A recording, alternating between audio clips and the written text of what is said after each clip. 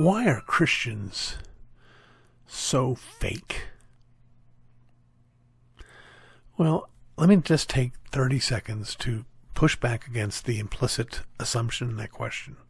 I'm not denying that it can be true. It absolutely can. But sometimes what we mean by fake is not willing to admit to something that they shouldn't admit to. That is, if you think they're pretending to be better than you, maybe they really are better than you.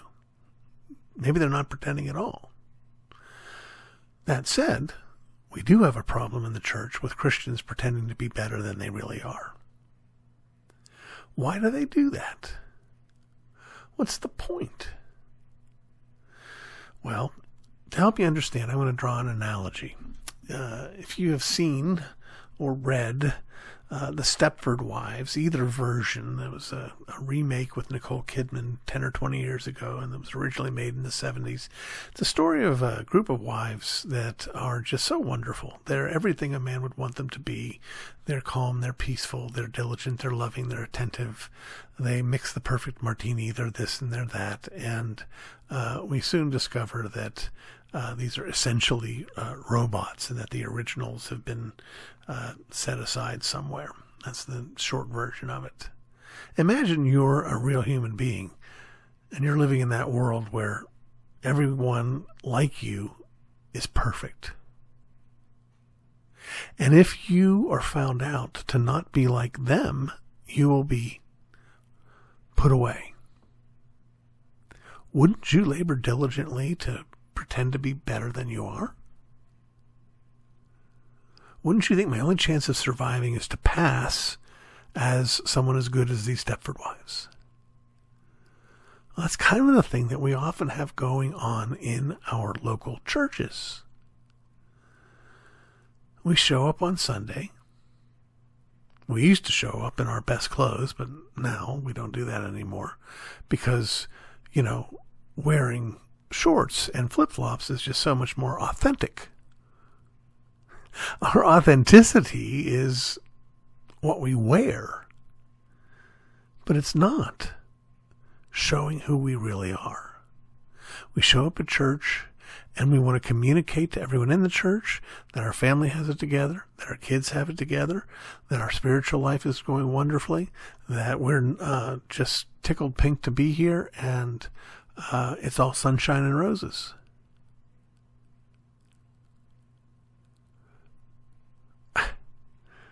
Yeah, it's no wonder people think of Christians as being fake. Now, I'll make this point too. Christians are not, by any stretch of the imagination, alone in this. I'm not even sure that we're particularly weak in this. I think we all do this. I think you could argue very powerfully that the success of social media, whether it's Twitter or Facebook or Instagram or whatever else is out there that I don't know about, you could argue that these apps exist for the sake of making it easier for us to present ourselves and our lives to the world as better than they are. Whether you're a believer or not. Whole lot of fakeness going around. And I would argue, in fact, that at least that the Christian, compared to the non-Christian, has this going for them. The Christian, in order to be a Christian, at least when they come to saving faith, they have to confess that they don't have it together. They have to publicly acknowledge their own sinfulness, their dependence upon God's grace. You only get into church by saying, I don't belong here, I'm terrible. That's the secret code. But out in the world, you have nothing to cover. You have nothing to erase the wrongs that you've done. And so you pretend that they're not there. I hope, those of you who listen regularly, I hope you will have a sense that I'm trying to be open and honest here in these Ask RCs about my own weaknesses, my own failures, but also being straight and direct with where I think some of you are at. In any case, Christian or non-Christian, let's stop being fake.